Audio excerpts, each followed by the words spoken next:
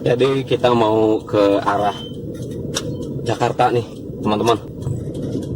Kita lihat ya sambil ngobrol bagaimana sih kondisi Jakarta terkini pasca ditetapkannya PPKM level 1. Sekarang PPKM-nya udah level 1. Jadi ya anggaplah, sebutlah sudah melandai, bahkan sangat melandai ya.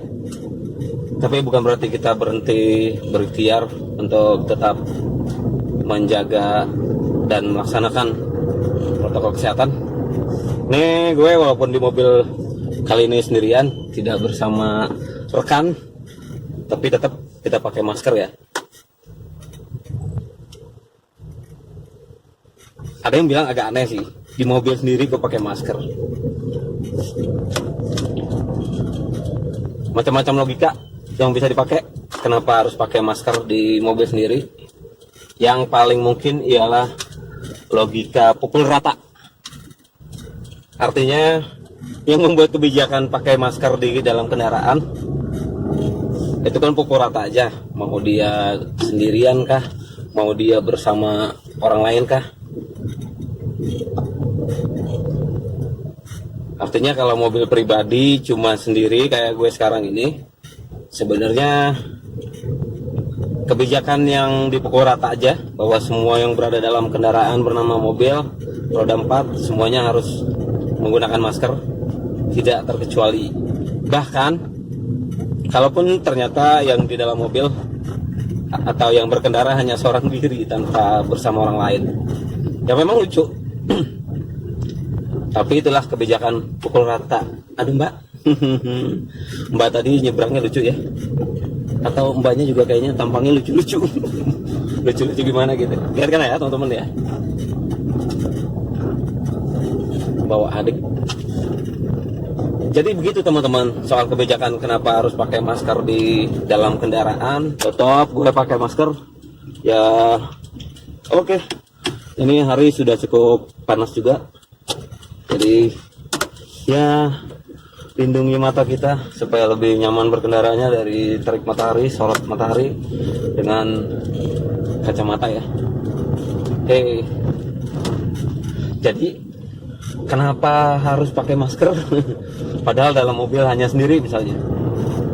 Tadi ya seperti yang gue sebut tadi, itu karena regulasi pukul rata atau aturan pukul rata lah, aturan yang bertindak sebagai palu aja gitu, apapun dianggap paku ya gitu. Memang kecenderungan orang Indonesia membuat kebijakan yang nggak mau pusing gitu, nggak mau spesifik, nggak mau rigid, pengennya general aja. Kita pengennya mujmal, nggak mau tafsil, nggak mau rinci atau nggak mau rigid. Orang Indonesia tuh punya kecenderungan yang agak unik, nggak mau ribet, padahal orang Indonesia tuh mendalam-mendalam. Padahal bangsa kita itu bangsa luhur. Luhur artinya mendalam, luhur dalam ya maksudnya ya. Jelas dong, artinya luhur itu dalam. Artinya mendalam tuh ke dalam diri, menusuk, menukik, tajam ke dalam dan keluar justru lentur, atau malah bisa jadi keluar itu sangat tumpul gitu ya. Oke, barusan gue mau belok udah sen, tapi masih disalip juga sama motor depan itu. Ya nggak apa-apa lah. Jadi begitu teman-teman, kecenderungan kita buat membuat aturan yang palu gada atau pukul rata itu salah satunya ini masker. Ya kalau dipikir-pikir ya konyol, atau bahkan sah dianggap bodoh ya. Sah disebut bodoh karena hanya sendirian di dalam mobil, kenapa harus menggunakan masker? Kalau gua menganggap ya aturan-aturan yang bertentangan dengan akal sehat begitu atau tidak diatur ya. Misalnya pengecualian semua pengendara mobil atau semua yang berkendara roda 4 di dalam mobil, kan waktu itu dibatasi ya, hanya 2 orang, dan itu pun harus tidak bersampingan begini, harus salah seorang di belakang gitu, atau tidak boleh penuh, kapasitasnya nggak boleh full. Nah itu aja sebenarnya udah aneh ya. Ini regulasi untuk siapa? Untuk pengendara mobil pribadi yang notabene seringkali ya hanya mengantar atau mengangkut diri sendiri atau keluarga gitu ya. Nah, tapi kan di pukul rata aturannya tidak spesifik atau tidak menyinggung, tidak sama sekali mengangkat soal lain, perspektifnya hanya satu aja gitu. Pokoknya kendaraan naik mobil ya udah gitu loh, harus pakai masker, kapasitasnya nggak boleh full, ya gitu. Jadinya lucu ya, mau kendaraan pribadi cuma seorang nyetir ya udah, aturannya begitu gitu. Aturannya menggunakan masker kan dalam mobil. Nah ini gue begini juga sebenarnya demi publik aja, demi kemaslahatan bersama, dalam pengertian demi ketenangan bersama lebih tepatnya ya. Jadi ini gue lakukan meskipun gue tahu ini bodoh, ini keliru, konyol ya. Ya nggak apa-apa, gue lakukan demi kemaslahatan bersama, demi kenyamanan batin bersama gitu. Itu aja, perkara mudah ya kita laksanakan meskipun itu bertentangan dengan akal sehat, bertentangan dengan pikiran lurus. Itulah ya, kira-kira begitu teman-teman. Kenapa harus pakai masker di dalam mobil, dan regulasinya jelas gitu ya. Aturan itu kan juga sebenarnya berubah-ubah ya, dinamis aja. Apalagi aturan yang sifatnya by accident atau mbak, nanti mbak jangan salib dulu ya mbak, aku nggak muat mbak. Lucu ya teman-teman ya, kayak gitu ya, kayak tadi gitu tuh. Masa masih mau nyalip juga, gila bener. Udah jelas-jelas ada kita di hadapannya. Balik lagi ke tadi ya teman-teman ya, bangsa kita tuh sebenarnya bangsa yang luhur, artinya bangsa yang mendalam. Mendalam apanya ya? Mendalam pikirannya, mendalam perasaannya, mendalam batinnya, mendalam ruhaninya, spiritualitasnya. Cuma belakangan karena kita cukup panjang dijajah, pada akhirnya ya keluhuran, kedalaman itu, ketinggian spiritual, kedalaman batin, termasuk kecanggihan akal budi ya. Akal budi dalam arti rasionalitas, dalam arti intelijensia, kita tuh unggul banget sebenarnya. Tapi karena kita dijajah sudah sekian lama dan tidak juga lepas dari belenggu penjajahan, ya kan? Benar loh, kita nggak lepas dari belenggu penjajahan. Dalam hal ini belenggu pemikiran ya, belenggu pikiran. Dalam hal pikiran kita nggak pernah merdeka sebenarnya. Jadi kalau teriak-teriak merdeka 17 Agustus gitu, ya ada satu hal yang harusnya kita cermati, harus kita ingat gitu. Apakah benar kita sudah 100% merdeka total, benar-benar seutuhnya merdeka, atau bagaimana gitu ya? Kalau merdeka secara fisik iyalah, kita tidak lagi berada di bawah todongan pokok senjata oleh penjajah, oleh hegemoni atau orang pihak lain yang ingin menguasai raga kita secara ragawi. Tapi secara jiwa ya sebenarnya harus kita sebut bahwa kita belum sepenuhnya merdeka gitu. Si banyak hal yang membelenggu kita, terutama alam pikir ya, pola pikir.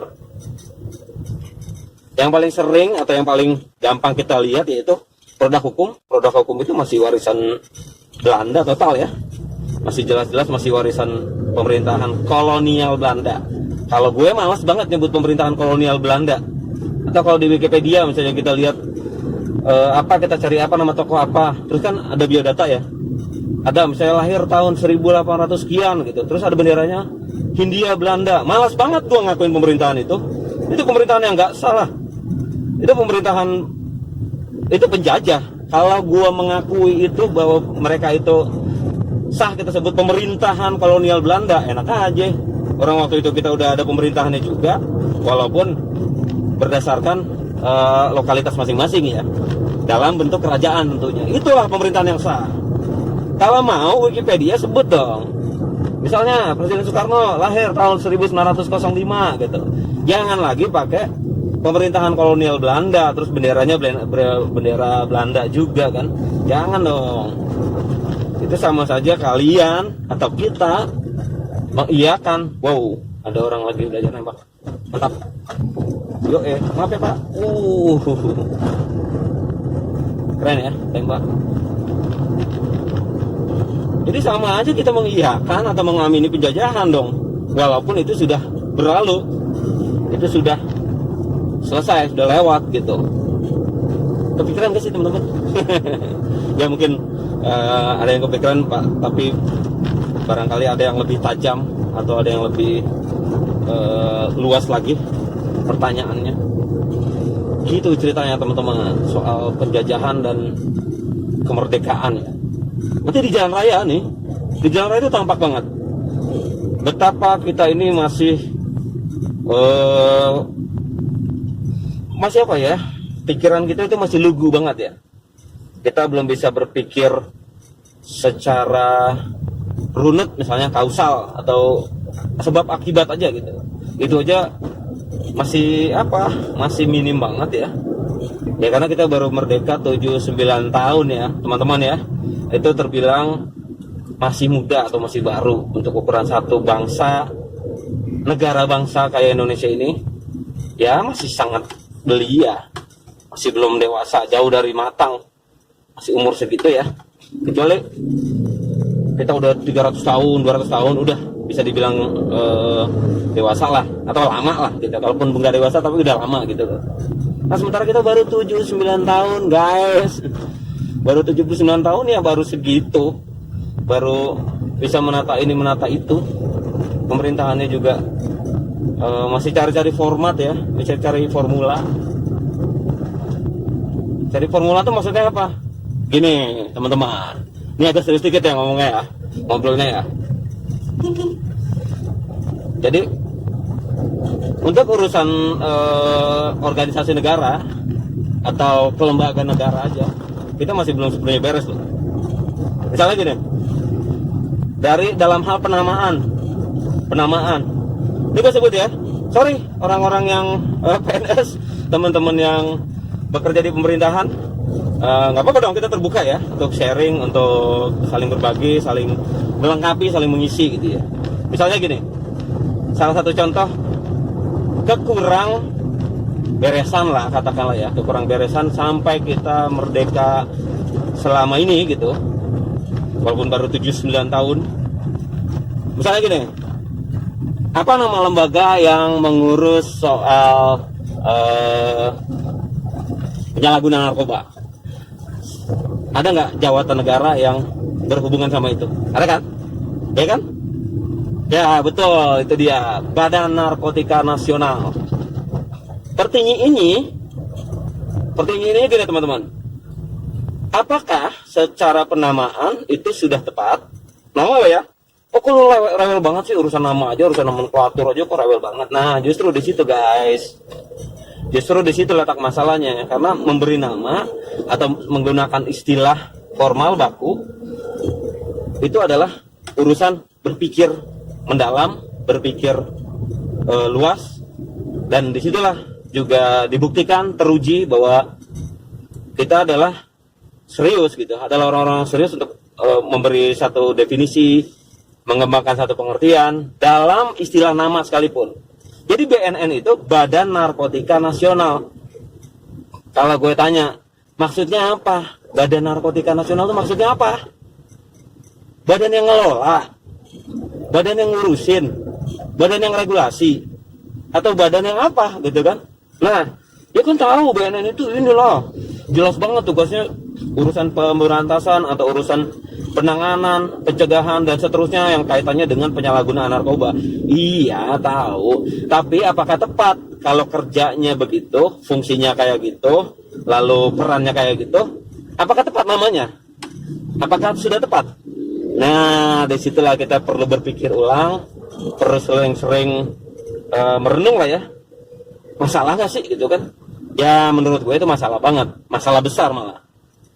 Kenapa? Karena ya kita susah ya untuk mencetuskan satu gagasan yang brilian yang membutuhkan kerja keras dari sisi pemikiran, dan juga tentunya butuh tenaga yang ekstra gitu. Dan orang-orang kita ini orang-orang yang nggak mau berpikir panjang, berpikir keras, berpikir matang. Masih kayak gitu ya teman-teman ya. Jadi kalau BNN itu adalah Badan Narkotika Nasional, gua usulkan kepada yang terhormat para pemimpin negeri ini gitu, kenapa nggak kita rubah aja istilahnya menjadi Badan Anti Narkotika dan Obat-obat Terlarang atau apalah, Badan Anti ya, atau Badan Pemberantas misalnya penyalahgunaan narkoba. Gua nggak usulkan namanya, gua nggak usul konkret satu kata atau istilahnya. Yang gua usulkan adalah perubahannya, penggantian istilah ke arah yang lebih tepat atau ke arah yang lebih cerdas, nggak ngaco kayak gitu.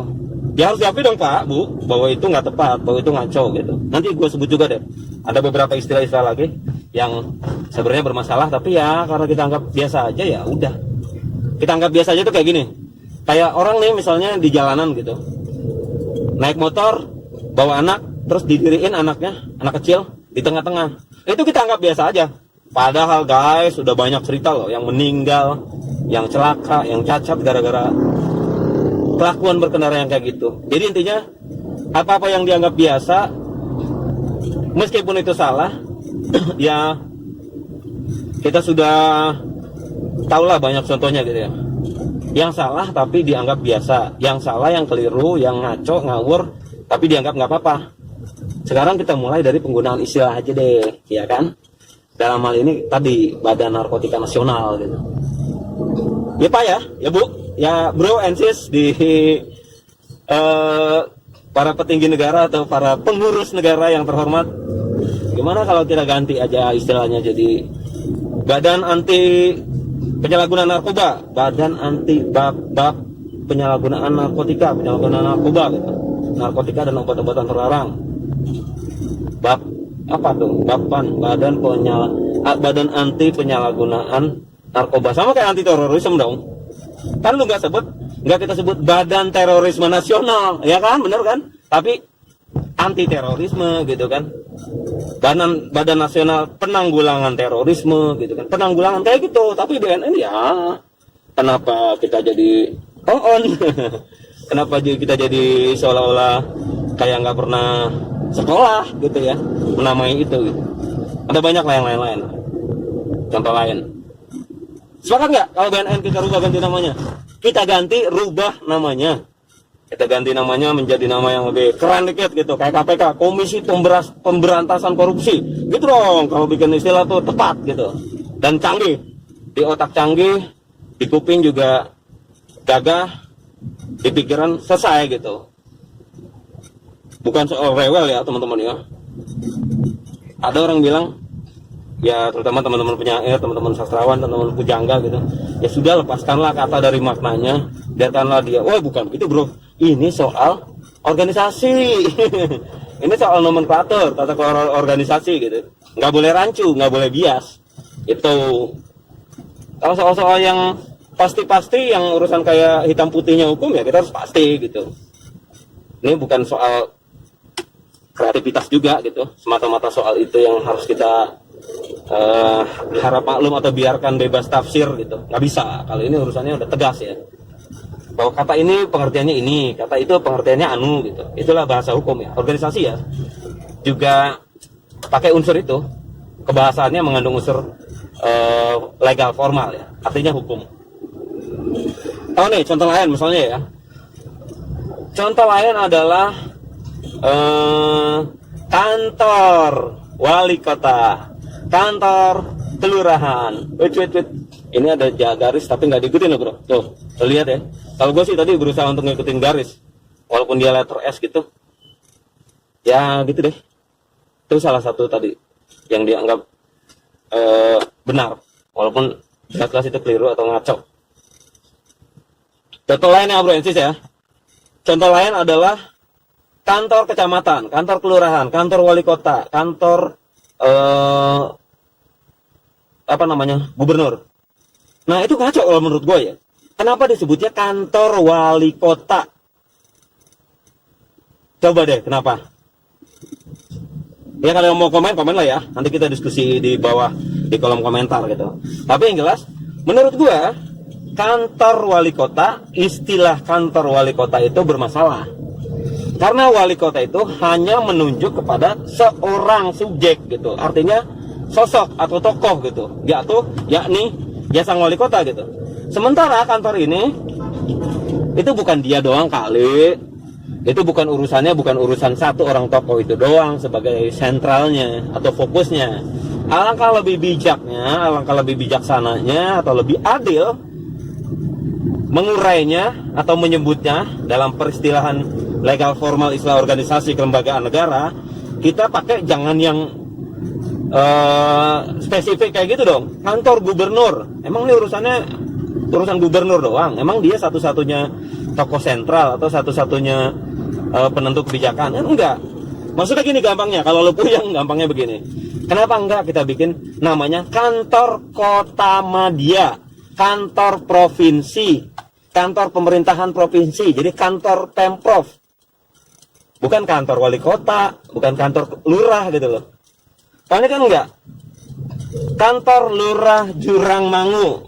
Nah tadi itu berbasis subjek atau berbasis satu tokoh sentral gitu ya. Padahal enggak di situ. Harusnya idealnya adalah kantor kelurahan Jurangmangu. Ayo, siapa yang kantor kelurahannya masih pakai istilah yang kayak gitu? Masih kantor lurah. Padahal yang lebih adil, yang lebih tepat atau yang lebih bijak adalah kantor kelurahan. Artinya ini adalah jawatan bersama. Memang betul ada pimpinannya, ada pucuk tampuk pemimpin tertingginya gitu. Tapi bukan berarti peristilahannya juga harus mengarah ke sana atau merujuk ke situ gitu. Nggak tepat dong. Sama dalam hal ini, bolehlah gue menggugat juga istilah istana presiden atau istana wakil presiden gitu. Walaupun memang ada ya istana presiden dan istana kepresidenan gitu ya. Kalau mau adil ya istana kepresidenan aja. Istana kepresidenan 1 dan 2 gitu kan, kita punya banyak istana ya. Ada istana wakil presiden dan seterusnya. Nah mungkin merujuk ke situ ya. Kita masih feodal banget. Kita masih lucu dari sisi penggunaan istilah. Pak, Bu, mobil sebelah gimana ya? Orang gua ngikutin garis, ngikutin lajur, malah jadi gue yang salah. Biasa ya. Gitu ya teman-teman ya. Betapa kita masih ngaco banget dari tata kelola nama aja gitu ya. Makanya Gus Dur almarhum, almaghfur lah, itu pernah bilang, itu sempat beliau pernah ditanya oleh, gue lupa siapa penanyanya, tapi yang jelas pernah menanggapi satu pertanyaan yang sederhana. Pertanyaan sederhana, cuma gila deh jawabannya. Gus, bagaimana caranya kita membenahi bangsa ini? Bagaimana caranya kita memulai membenahi negara kita gitu. Gus Dur dengan santai dan biasalah anekdotal ya menjawab, dimulai dari membenahi istilah. Itu, walaupun nggak nyebut ya istilah yang tadi kita bahas, yang barusan tadi itu kita bahas, kayak kantor wali kota, kantor lurah, kantor camat, istana presiden gitu, nggak nyebut kayak gitu ya, atau nggak nyebut nama BNN, nggak mengoreksi istilah-istilah yang begitu. Tapi di CCP sama satu candaan juga nih, ya saya ini sampai setua ini dipanggilnya Gus katanya. Ya Gus kan emang merujuk sama konotasinya itu anak ya, lebih tepatnya anak kecil gitu ya, cah atau tong lah kalau di Betawi itu tong gitu, atau den mungkin, atau ding kalau di Banten, ending gitu, di Banten sana gitu, Serang dan sekitarnya. Kira-kira begitu teman-teman. Ya jadi kalau ada yang bilang, kok lu rewel amat sih? Kok kenapa kita harus rewel sama penggunaan istilah? Bro, legal formal, istilah-istilah yang kita pakai itu ada aspek itunya, ada unsur itunya, nggak bisa kita main-main. Lo bikin nama perusahaan juga nggak bisa main-main lah. Itu ada aspek legal formalnya, berbadan hukum gitu kan.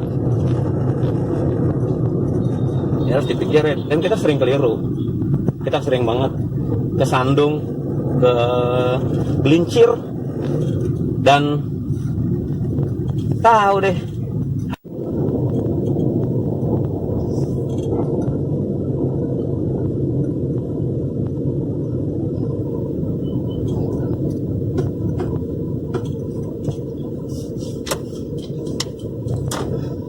Baiklah teman-teman yang dirahmati Allah. Terima kasih masih setia menyimak obrolan kita sambil jalan ya di program Road to. Di program Road to-nya si Roy TV ini ya kita akan begini terus ya. Semoga teman-teman ya ada bahan-bahan yang bisa jadi refreshing otak atau bahkan terhibur dan seterusnya. Terima kasih setelah setia ya teman-teman ya. Tapi udah subscribe kan ya? Udah subscribe channel si Roy TV ini kan? Jangan lupa ya, jangan lupa subscribe setelah menyimak video ini, atau sekarang juga boleh tekan tombol subscribe dan seterusnya, bunyikan lonceng dan seterusnya lah ya, untuk ya sekurang-kurangnya support lah ya teman-teman, support yang bisa dilakukan, support dalam bentuk apapun yang semampunya teman-teman. Kalau mampunya subscribe ya subscribe. Tapi masa mau nggak mampu? Semua mampu lah, semua bisa subscribe. Walaupun saya juga berharap bahwa yang subscribe channel ini selain semoga dirahmati Allah, dimuliakan dan seterusnya gitu ya, diberi rahmat Tuhan Yang Maha Esa. Selain itu saya juga berharap bahwa channel ini bisa nyambung sama subscribernya gitu. Artinya kita dekat bukan hanya secara virtual, secara multimedia, tapi juga secara yang lain gitu. Maka terbuka sekali buat teman-teman ya barangkali ingin berinteraksi dengan kami channel si Roy TV melalui jejaring komunikasi yang banyak ya, alternatifnya ada dari mulai komen, inbox atau WA atau ya macam-macam lah ya di sosmed ya. Sosmednya juga udah ada kan, ada tertera di atas ini di kolom di bawah di profil itu juga ada. Ini dia teman-teman, kita sampai di bilangan Tanah Kusir. Ini wilayahnya memang begini ya, rindang, karena di depan sana itu ada pemakaman umum dan kayaknya udah pada tahu ya teman-teman ya, bahwa di sana itu ada makam tokoh nasional, makam orang yang ya kita semua tahu, kita semua bangga terhadap beliau. Makamnya almarhum Bung Muhammad Hatta. Gue kebetulan dari kecil sudah akrab dengan pemakaman ini, terutama ya itu ya titik di mana Bung Hatta disemayamkan, jenazahnya dimakamkan. Tuh persis depan situ tuh yang ada atap Minang, itu dia makamnya Bapak Proklamasi. Ini dia teman-teman, itu dia. Nah di sisi kiri gue ini ya, di sisi kiri gue ini tempat dimakamkannya Bapak Negara, Bapak bangsa kita, Bung Muhammad Hatta. Allahumma sholli ala sayyidina Muhammad wa ala sayyidina Muhammad. Allahumma ighfir lahu warhamhu wa'afihi wa'fu anhu. Amin. Lahul Fatihah. Auzubillahi minasyaitonir rajim. Bismillahirrahmanirrahim. Alhamdulillahirabbil alamin arrahmanir rahim. Iyyaka na'budu wa iyyaka nasta'in. Shiratal ladzina an'amta 'alaihim ghairil maghdubi 'alaihim waladdallin.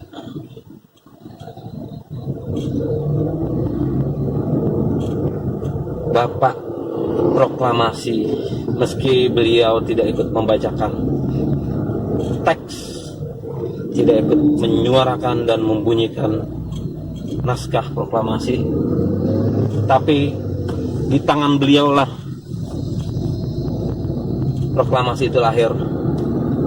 Berkat campur tangan pikiran, perasaan, jiwa, dan raga beliaulah rumusan-rumusan tentang kemerdekaan ini ada dan kita sebagai generasi setelahnya, kita yang menikmatinya, kita yang kita yang merasakan manisnya, hasilnya. Kita tidak ikut berjuang merebut, kita tidak ikut juang panggul senjata, sabung nyawa, tapi kita tetap berjuang dengan cara masing-masing, berjuang dengan gayanya masing-masing. Satu tujuan, satu harapan.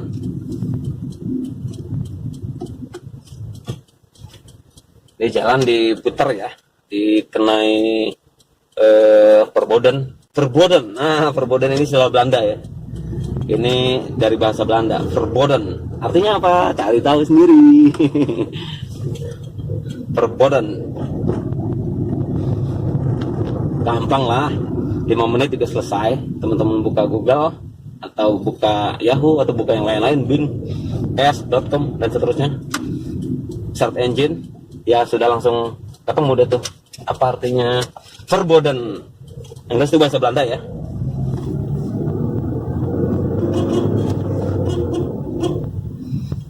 Berasal dari bahasa Belanda. Itu istilah dunia transportasi. Masih menggunakan kata dari perbendaraan bahasa Belanda gitu. Nah, kita memang belum bisa sepenuhnya lepas. Istilah-istilah hukum, atau bukan hanya istilah, konstruksinya ya. Produk-produk hukum kita masih merujuk ke sana. Baru pelan-pelan belakangan kita seolah-olah mau bikin sendiri KUHP versi kita dengan mengeliminir lah, katakanlah ya, mengeliminir unsur-unsur yang memang masih berbau peninggalan kolonial. Kalau adaptasi iya, tapi kalau menggunakan itu sebagai warisan yang apa adanya ya gimana? Nggak bisa dong. Belum tentu adaptif sama Indonesia merdeka ini kan.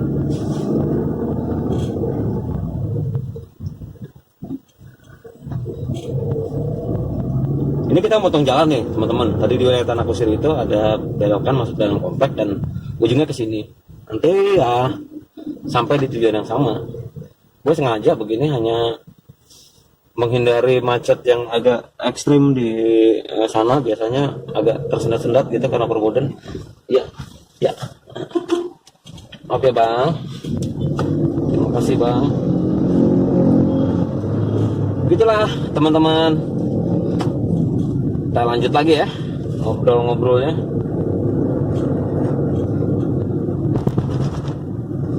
Tuh kantor kecamatan Kebayoran Lama di pelangnya barusan ya. Barusan ada tuh kantor kecamatan Kebayoran Lama.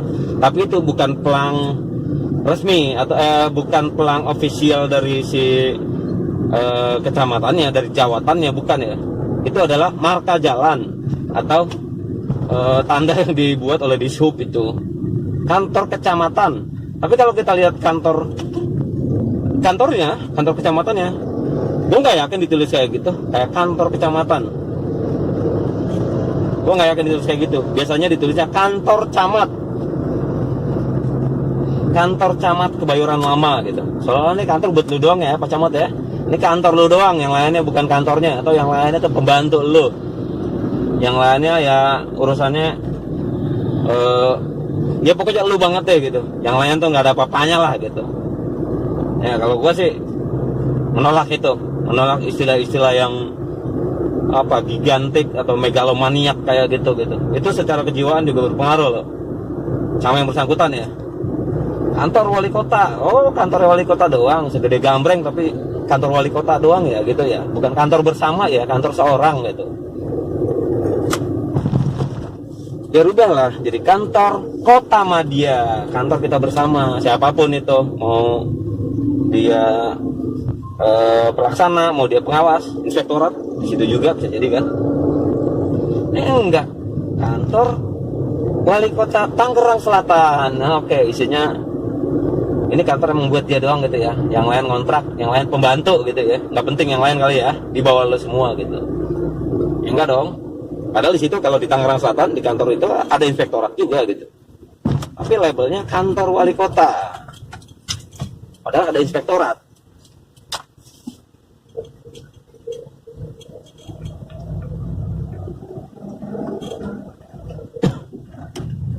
Ini kawasan Kebayoran Lama yang tadi tuh ada banyak sekali dagang-dagang barang-barang bekas. Dan ya teman-teman udah tahu lah ya, kalau gue sih karena gue waktu kecil tinggalnya di selatan, Jakarta Selatan, jadi gue paham lah daerah-daerah sini sampai ke Senayan sana ya. Waktu kecil emang gue mainnya di bilangan Mestik, Blok M, Bulungan gitu ya. Waktu kecil masih SD, masih pitik. Waktu zaman terminal Blok M masih kayak apaan tahu, masih premanistik ya, masih macam-macam deh pokoknya, isinya copet, isinya pemalak, isinya belum tertib lah, belum ada itu terminal bawah tanah gitu ya. Gue kebetulan udah nongkrong, udah apa namanya ya biasalah ABG itu kan, baru belajar ngerokok gitu, baru belajar apa namanya mengenal dunia jalanan lah gitu kan. Jadi pasar tadi bukan pasar sih ya, belokan, tapi di situ akhirnya jadi tempat mendirikan lapak-lapak jualan gitu. Bukan titik pasar itu justru di luar area pasar gitu. Di jalan tadi itu barang-barangnya gak murni barang-barang bekas yang boleh kita anggap diperoleh dengan cara baik dan benar. Di situ banyak barang curian, teman-teman. Banyak curian.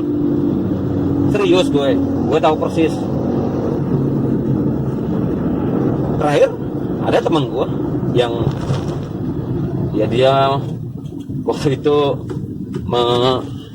mengambil satu fasilitas kantor dan dijual ke situ gitu. Itu aja udah jelas ya. Ya gue nggak bisa bilang apa-apa walaupun itu teman, karena dia sudah pasti udah tahu lah bahwa itu tidak baik, bahwa itu salah, keliru, bahwa itu haram gitu ya. Tapi ya dia lakukan. Ya gue hanya dapat ceritanya aja kan, nggak lantas gue ikut-ikutan menghakimi gitu. Biarkan saja, biarin nanti ada titik tertentu di mana dia nggak melakukan itu lagi misalnya gitu ya. Tahu yang gue pikirkan kenapa dia sampai segitunya gitu ya, kok nyolong fasilitas kantor lalu dijual ke lapak lewakan penadah kayak gitu ya.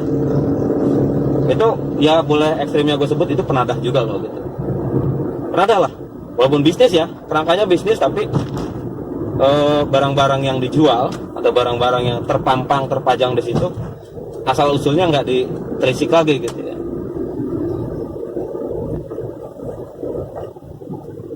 Ya karena kalau di keyakinan gue selaku muslim, dia tidak cuma urusan halalnya ya, tapi toyibnya gitu kan. Jadi halalan toyibah gitu, atau kalau mau gampang yang ngomong tuh baik dan benar gitu. Baik aja nggak cukup, harus benar. Benar aja nggak cukup juga, harus baik. Jadi itu sempurna namanya gitu. Baik saja tidak cukup, kalau dia nggak benar nggak bisa. Jadi ada oke lah disebutnya dualitas, nggak apa-apa, nggak masalah, emang dualitas gitu. Dualitas, no problem. Ada satu sisi dan ada sisi lain gitu. Ada halal, ada thayyib gitu. Ada baik, ada benar, ada rahman, ada rohim. Itulah teman-teman di Kebayoran Lama tadi ya. Ada satu titik di mana di situ dijual barang-barang bekas, dan tidak jarang barang-barang yang dijual di situ adalah barang-barang hasil curian atau barang-barang yang perolehannya gak jelas. Wih keren banget tuh. Tuh di samping kiri ya teman-teman, itu ada helm helm sepeda ya, keren ya, mantap. Helmnya ininya duren. Indonesia kreatif, Indonesia mantap. Gue baru sekali loh lihat loh itu helm model begitu. Wow, ternyata pada lambat dan gua nggak ingin kita terlalu lelet.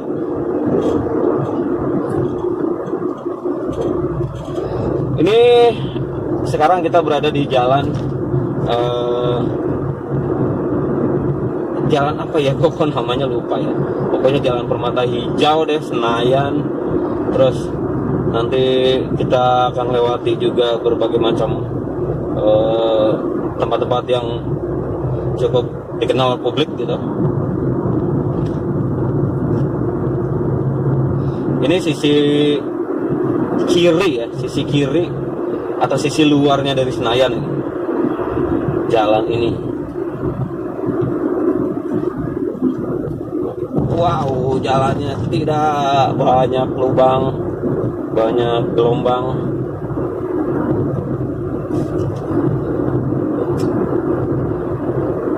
Nah, di samping kiri atau tepat di depan kita ini, ya kealingan pohon.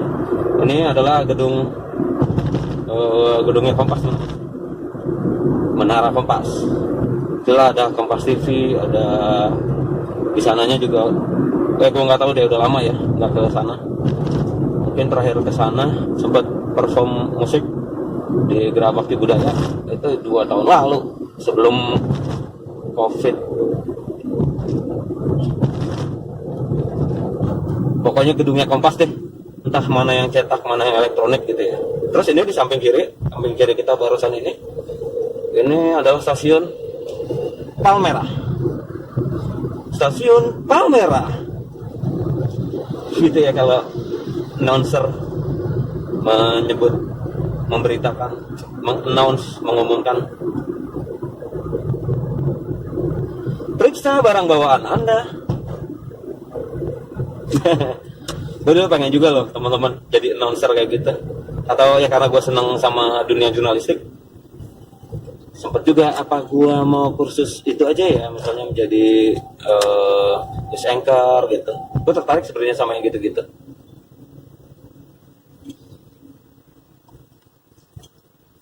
Kita naik ke atas rel, maksudnya jembatan rel, perlintasan kereta api. Ke arah sana, ke kiri sini, ini menuju ke Manggarai. Kereta api Tanah Abang Manggarai. Komuter lain di sini udah keren banget. Kereta lokal atau kereta dalam kota di sini, kereta Jabodetabek ya, udah keren banget. Udah asik dan sangat terjangkau, artinya sangat bersahabat harganya. Dari sini sampai dari tempat gue ya di Tangsel via stasiun Jurangmangu bisa juga sih, via stasiun Sudimara yang terdekat itu ke Bogor. Gue lupa ya lebih tepatnya berapa, persisnya berapa, tapi kayaknya 5.000 perak deh. Gila teman-teman, bayang gak lo kalau bawa mobil ngabisin berapa bensin dan tol gitu ya, naik kereta 5.000 perak. Aja gila. Dan gue taunya pas coba-coba iseng waktu itu pulang pergi naik itu ya, naik KRL ke stasiun Bogor kota gitu. Ini tadi berapa ya kira-kira ininya ya, si Imani itu kepotongnya gitu ya. Imani kan transaksinya elektronik semua sekarang ya, dan itu yang kadang-kadang bikin kita juga nggak teliti atau kita jadi nggak peduli bahkan gitu isinya berapa ya. Kalau udah mau kosong baru udah isi gitu, tapi sehari-hari nggak peduliin atau udah santai aja nggak perlu tahu transaksinya berapa gitu. Kalau kereta itu gue yang nggak tahu, teman-teman jangan-jangan teman-teman juga teman-teman malah lebih teliti ya. Ada apa itu? Itulah teman-teman ceritanya. Ini kita masuk ke wilayah Ben Hill di sini. Atau orang nyebutnya kawasan ini kawasan Pejompongan sih ya, Pejompongan. Kenapa ini? Oh, ada mobil mau kerja. Ada yang parkir di kiri dan nggak ketahuan. Ternyata ada mobil yang mau belok.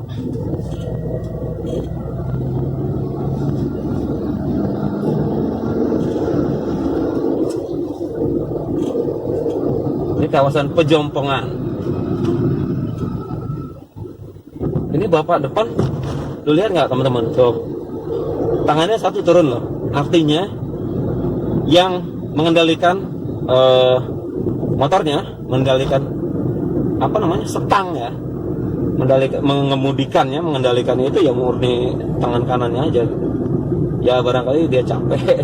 Tapi kalau sepanjang jalan begitu itu masalah juga lah. Itu sangat membahayakan itu. Kita lihat, coba kita ikutin apakah bapak ojol ini sampai ke depan lampu merah atau setelah lampu merah masih begitu. Dia mau kemana ya? Mau ke kiri atau ke kanan atau lurus? Kalau kita sih maunya lurus, akan lurus. Apa ini? Jajanan apa ini? Jajanan apa ini? Roti. Gua kadang-kadang iseng banget teman-teman melihat jajanan terutama gemblong ya. Gemblong tuh selalu di mata gua selalu menarik. Tadi gue lihat, itu gemblong bukan ya, ternyata bukan. Kalau bukan gemblong ya, kayaknya minatnya nggak setinggi minat gue terhadap gemblong. Kalau di jalanan ya. Oke, kita lurus. Ini lampu merah. Ini di atas ini jalan yang menghubungkan antara apa namanya ke sana itu ya Sudirman Kuningan dengan Tanah Abang. Ke kiri situ tadi itu Tanah Abang.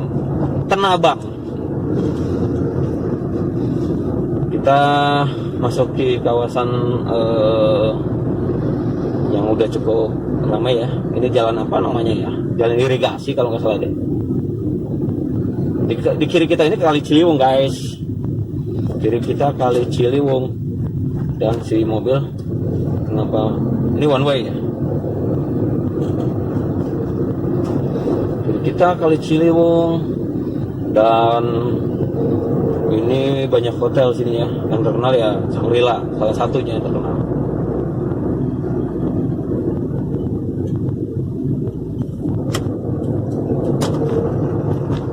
Males banget kalau di belakang truk sampah, ngerinya tuh ada sampah yang jatuh gitu, maksudnya kena kaca ya.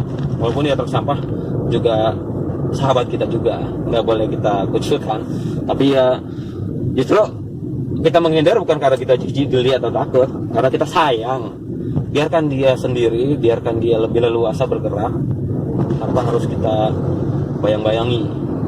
Ini terowongan di sebelah kiri sini atau di atas itu tadi, tepat di atas terowongan itu Jalan Jenderal Sudirman.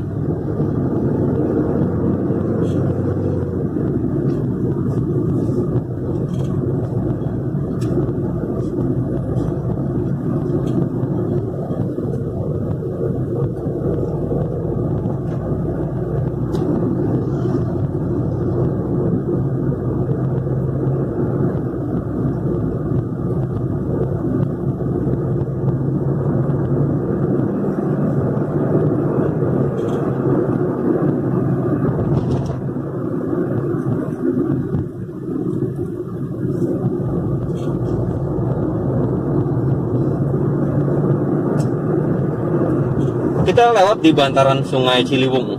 Jadi ini cukup panjang ya. Ada lubang. Cukup panjang nih jalur jalan irigasi ini ya. Irigasi itu maksudnya nggak harus selalu bentuknya pipa-pipa ya. Sungai juga irigasi juga kan irigate atau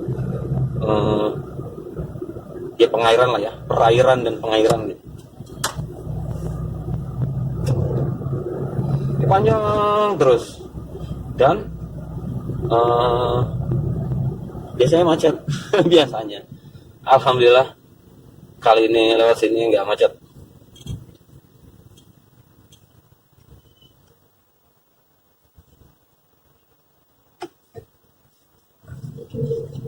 Keren ya, di depan ini platnya B sekian UIN. UIN mungkin dia alumni UIN atau alumni UI yang negeri, misalnya UI negeri. Ini apa nih? Minta apa? Maaf ya Pak, gue belum lihat apanya gitu ya. Ya sebenarnya ngasih aja juga nggak apa-apa gitu ya. Cuma kan ya kita juga punya otak, punya mata, punya pikiran, punya hati juga gitu. Yang terbaiknya sih kalau memberi ya memberi aja, nggak usah pakai pertimbangan ini itu. Tapi ya boleh, bukan berarti salah ya. Ya gue nggak melihat kayaknya masjid, musola atau apa gitu ya. Tapi nggak kelihatan dari sini apa yang dicecerekin atau sedang menggalang donasi apa gitu kan. Dan kita kan juga diajar untuk hati-hati, teliti, bahkan memberi sekalipun gitu ya. Jangan salah loh, yang gitu-gitu banyak juga bisnisnya guys. Jangan salah loh, yang kayak gitu itu ini juga banyak juga oknum-oknum yang menyalahgunakan atau memanfaatkan isu-isu donasi, isu-isu charity ya.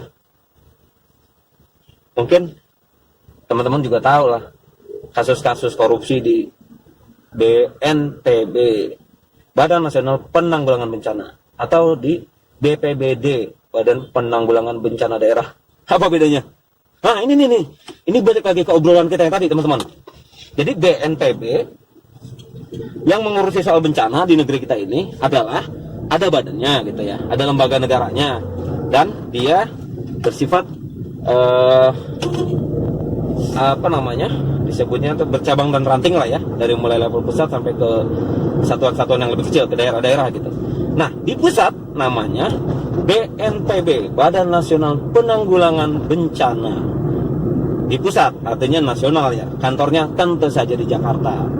Nah di bawahnya ada provinsi, dan istilahnya namanya beda teman-teman, namanya bukan BNPB.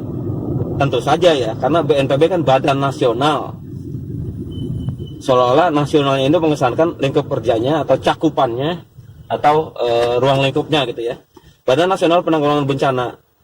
Nah kalau di daerah disebutnya BPBD, Badan Penanggulangan Bencana Daerah.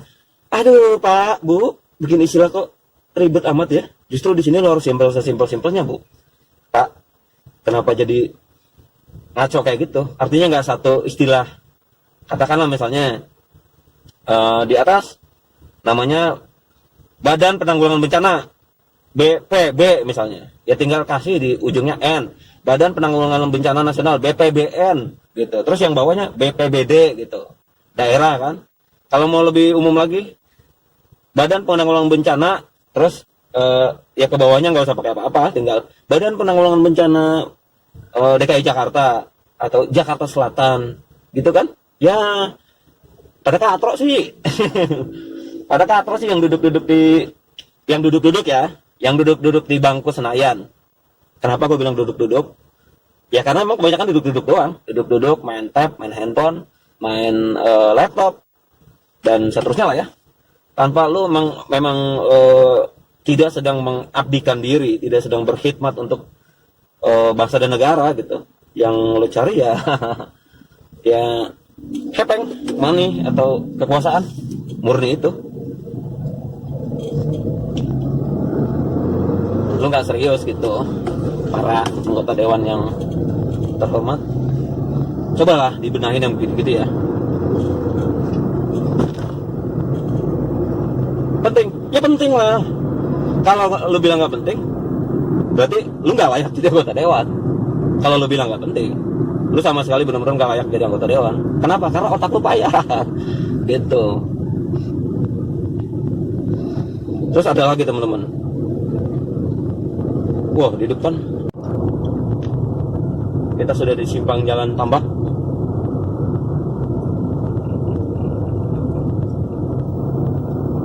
Ini ada bendera salah satu partai yang menghiasi